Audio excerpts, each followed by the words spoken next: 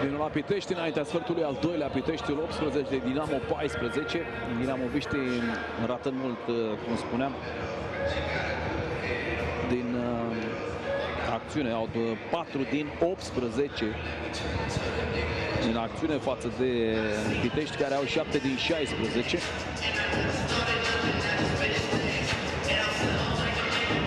Trei din 8 de 3 puncte pentru piteșteni. Dinamo are 2 aruncări reușite din 9 încercări.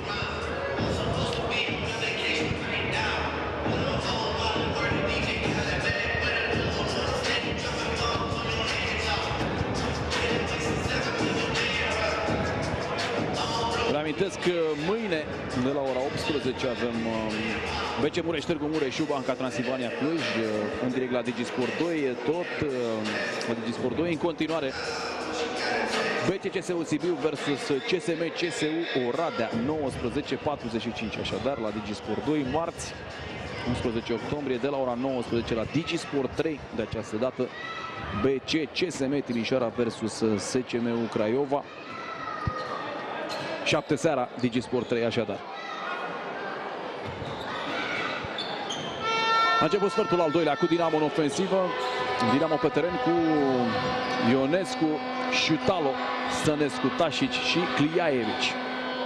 De partea cealaltă, Cabongo, Neguț, Gabrici, Marinov și Hunter Supanov. Bună pasa pentru Tasic, faultează Neguț din spate.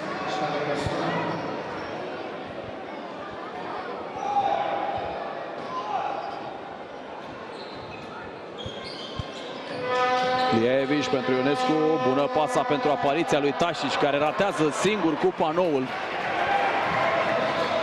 Marinov, pătrunde Marinov și slam dunk-ul lui Marinov. O acțiune coast to coast de toată frumusețea.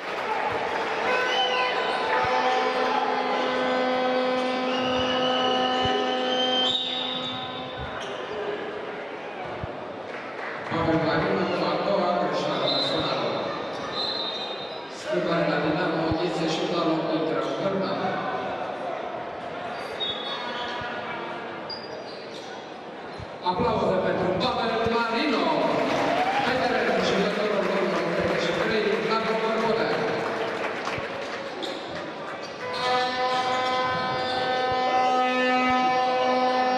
Stănescu pentru Tasic. Încă o dată mingea nu intră în coș.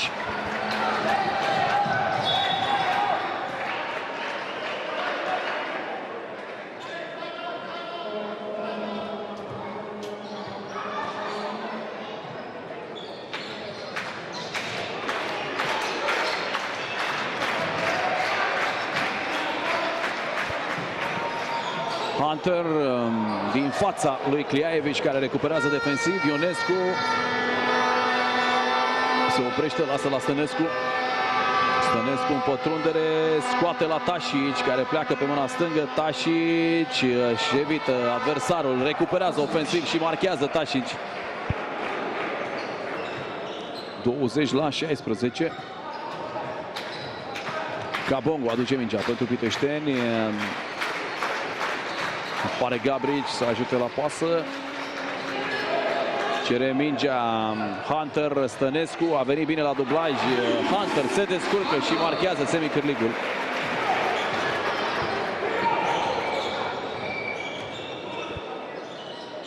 Cliaevici pentru Stănescu.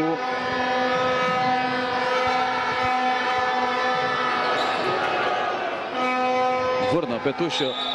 Pătrunde și este împins. Al doilea faul Neguț. Este Gabrici, intrăm la Denovici. Echipă mai înaltă a piteșterilor în acest moment pe teren, cu Mladenovici și Hunter. Căpăcit vârnă de Neguț. Dacă s-ar fi înălțat direct era altceva. Are detentă bună vârnă, Neguț e ceva mai înalt însă, iar după o fentă e normal să nu te mai înalți la fel de bine. Cliaevici, căpăcit de Mladenovic și pași.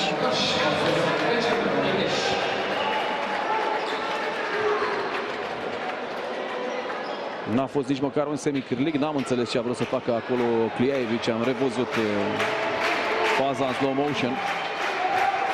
Anunță schema Cabongo, a oprit dribbling-uri, Mladenovic reprimește Cabongo, Cabongo, pătrundere, lasă bine la Mladenovic, 2 puncte ușoare pentru piteșteni, apărarea dinamovistă fără reacție, fără să facă rotație acolo în spate. Stănescu.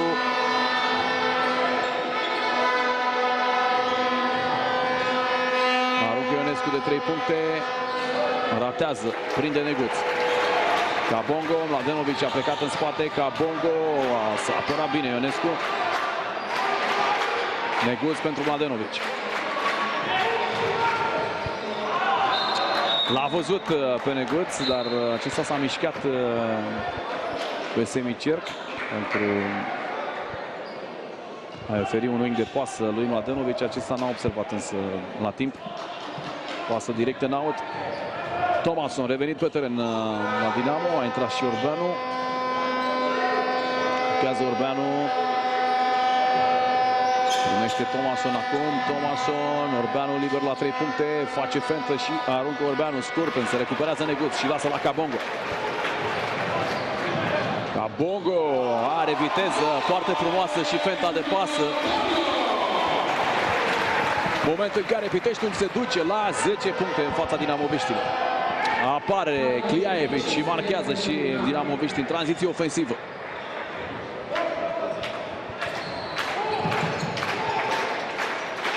Corpodean la Mladenovic. Cere mingea Hunter în post-up cu Orbeanu. Ia tușa Hunter, se înalță frumos și marchează. Dinamoviștii bătuți până acum în duelurile 1-1.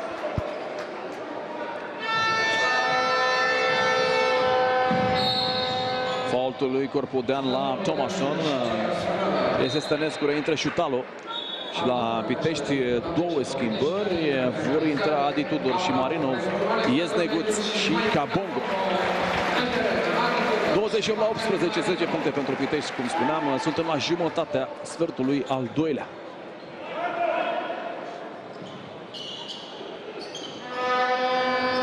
Thomasson și e fault ofensiv al lui Orbeanu.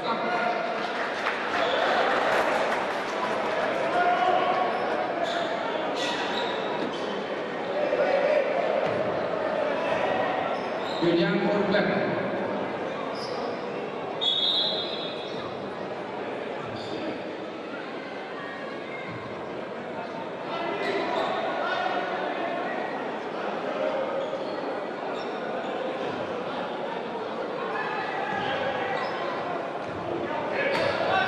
Orbeanu cu prima greșeală personală, schimbat. Sunt Tașic și Cliaevici pe teren.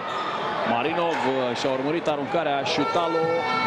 Șutalo se duce frumos pe lângă Adi Tudor și înscrie. 28 la 20. Corpodean. Lasă mingea la Adi Tudor. Marinov iese prin blocajul lui Mladenovic. Încă un pick and roll. Adi Tudor întoarce la Marinov. Marinov pentru Corpodean în colț. Aruncă și înscrie Corpodean. Acelea sunt locurile lui Corpodean. Tot din acea zonă marca sezonul trecut pentru dinamoviști. Corpodean și Marinov au jucat la Dinamo anul trecut. Șutalo aruncă și marchează Cliaevici de la semidistanță.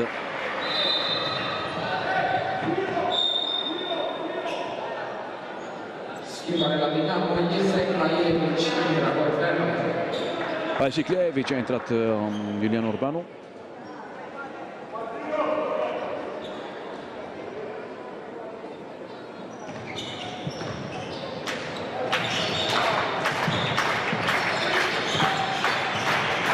Marinov pentru Hunter. Hunter a plecat frumos. Hunter ratează însă cu panou. Recuperează Adi Tudor.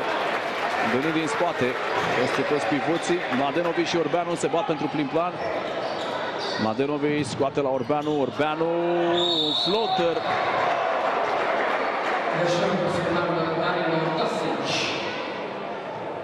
Tasic și Hunter s-au ciocnit acolo.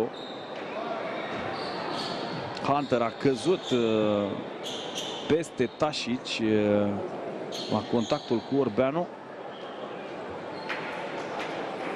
Probleme la genunchiul drept.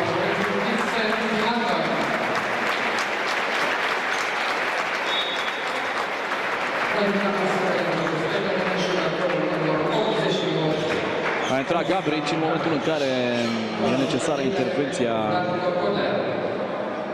medicului sau fizioterapeutului. Trebuie făcută schimbare. Nu cred că e ceva grav la Hunter, dar a căzut destul de urât. Doar lucruri libere pentru Corpodeanu.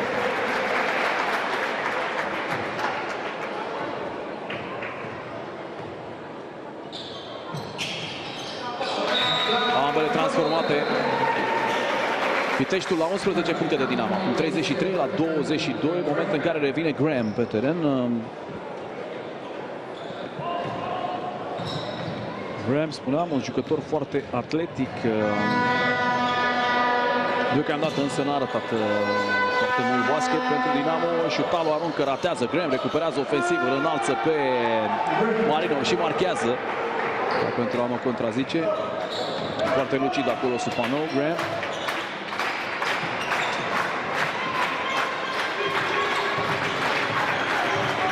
Marinov pentru Gabrici, liber la 3 puncte. Gabrici ratează.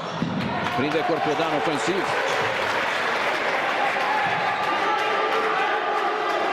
Gabrici cu dinamoviști în zonă. Corpodeanu face pași pornire.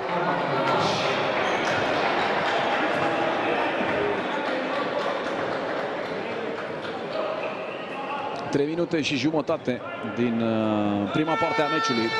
Piteștiul 33, Dinamo 24. Thomasu. Este șutarul prin blocajul lui Orbeanu.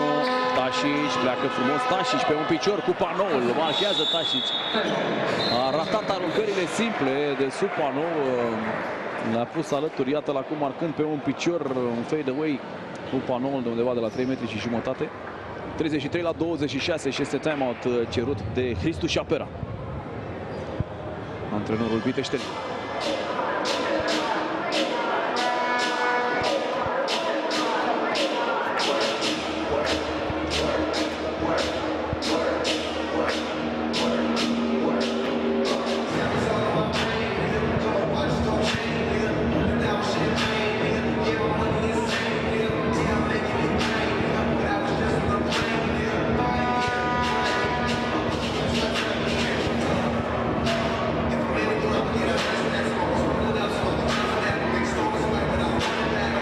Vedem dancul spectaculos a reușit Marinov cu acțiune coast to coast.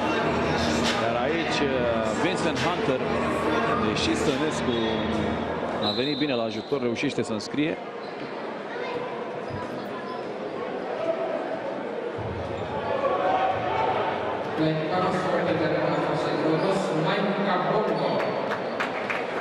Cabongo și Adi Tudor pe teren în același timp, cei doi jucători de pe poziția 1 ai Piteștiului. Lângă ei sunt Marinov, Gabrici și Mladenovic. La Dinamo, Thomason, Graham, Șutalo, Orbeanu și Tasic Supan. Se schimbă posesia, pasă greșită a Piteștiului. Thomason.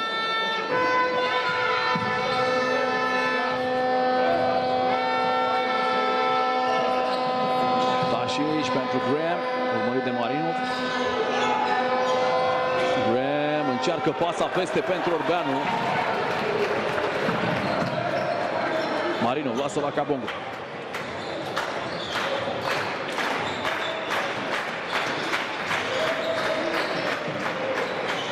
Adi Tudor pentru Marinov. Gabrici din săritură la Cabongo. Merge bine mingea. Adi Tudor lasă pasa pentru Mladenovic, care înscrie și depășirea panoului. A mers bine mingea și inspirată pasa lui Adi Tudor.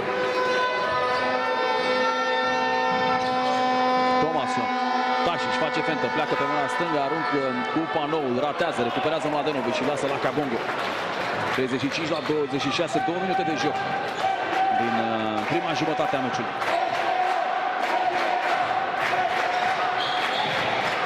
Kabongo, însăritură pentru Gabric, din nou Mladenovic, slam dunk-ul lui Mladenovic. Momente bune și spectaculoase de joc ale Piteștiului. Din nou piteștenii se duc la 11 puncte, 37-26 și e time-out cerut de Eugen Ilie.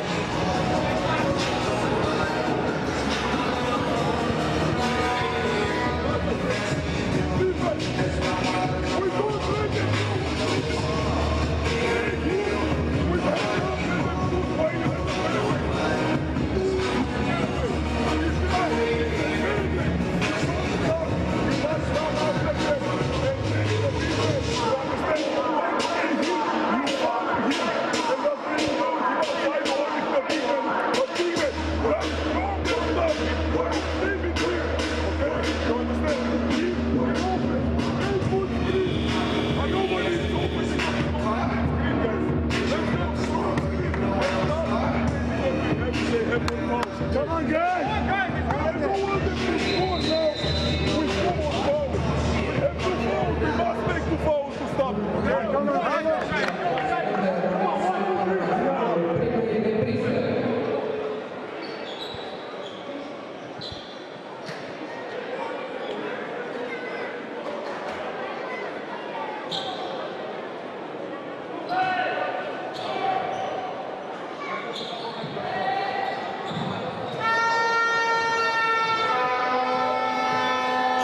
Thomason aduce mingea pentru Dinamo. L-am văzut pe Ilie Eugen la time-out foarte energic, rugându-și basketbaliștii să blocheze puternic. A venit Adi Tudor din spate, n-a putut să-i ciupească mingea lui Kliaevic.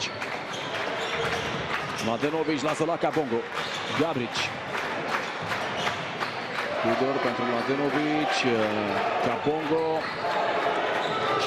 A scăpat mingea din dribbling, pleacă pe tușă Kabongo.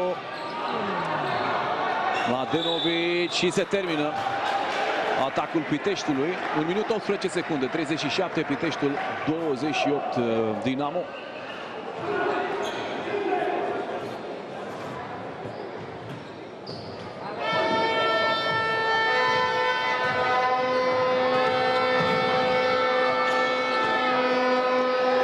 Handoff pentru Șutalo, Adi Tudor lângă el, apare din nou Kliaevic, Șutalo pleacă pe partea închisă. Thomason calcă în afara terenului, îi spune lui Laurențiu Grigoraș că n-a fost așa. Poate avem o reluare să vedem dacă a călcat afară. 1 minut de joc.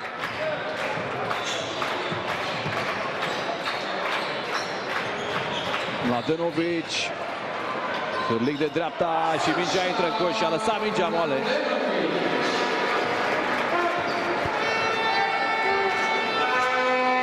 Thomason, aruncare de 3 puncte a lui Thomason, marchează Thomason. 39-31, jumătate de minut, Kabongo. Kabongo pasează din săritură la Gabric, aruncă din colțul terenului Gabric și marchează. 42-31, rămân 11 puncte. Ultimele secunde de atacare dinamoviștilor. Bună pasa backdoor pentru dunk-ul lui Graham. Fază spectaculoasă. Thomason ciupește mingea din dribbling lui Kabongo, dar iese cu ea în afara terenului. Cristu Șapera cere time-out. 6 secunde, 30 din prima jumătate a meciului.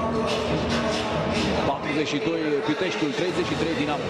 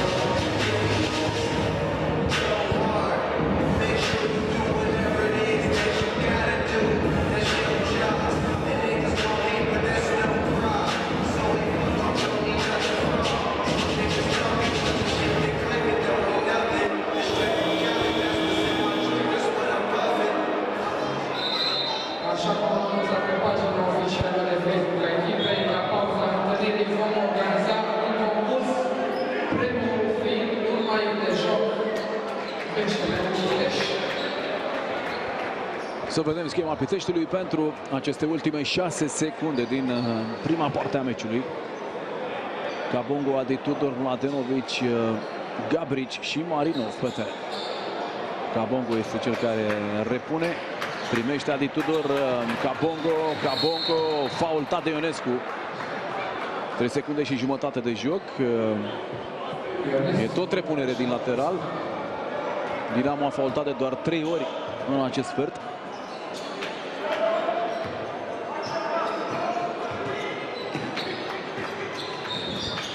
Gabrici, Adi Tudor, faultat. 1 secundă 80 din nou repunere din lateral. De această dată din spatele tușei de fund.